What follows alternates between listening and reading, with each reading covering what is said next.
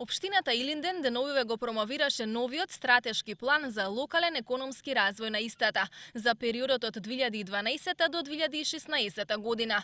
Планот содржи конкретни цели и акциони планови за одржлив економски и социјален развој на општината, со цел создавање просперитетна иднина во локалната заедница, но и во регионот. Деталите ни ги откри градоначалникот Жика Стојановски. И ова е втор план од 2012 во периодот до 2016 и опфаќа 4 области за развој. Тоа се инфраструктурата, економијата, човечкиот капитал и заштита на животната средина.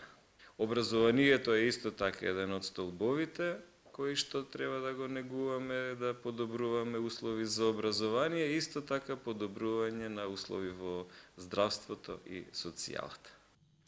Функцијата градоначалник му налага постојано да е во комуникација со граѓаните, особено со младите, настојувајќи да ги задоволи пред се нивните потреби.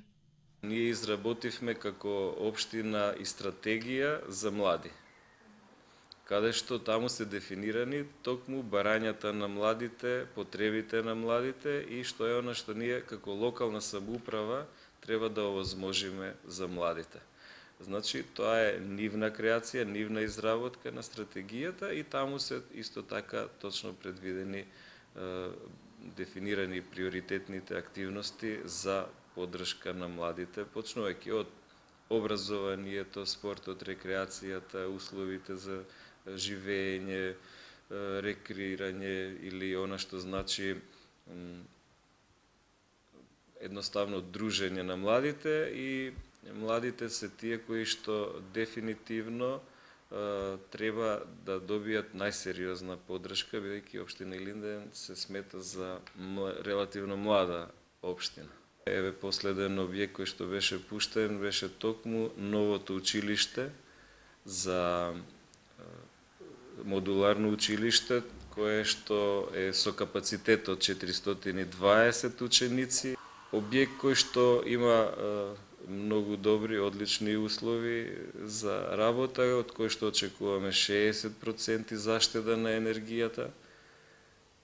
Се она што значи развој за младите и објект кој што дополнително ќе треба да прерасне во објект за средно образование, односно да го воведеме средното образование.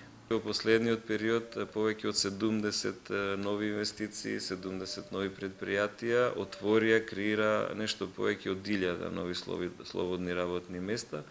Значи, можностите за вработување е една од причините зошто јас би ја препорачал, меѓутоа и зошто реално граѓаните се доселуваат и остануваат да живеат во нашата општина.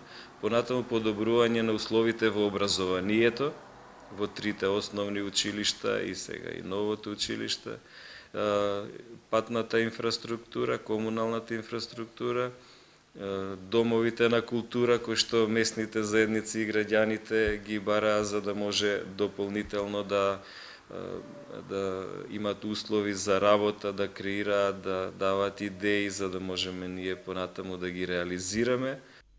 Можеби една од помладите населби во Скопје, но сепак за некој од вас може да биде новото идеално место за живење.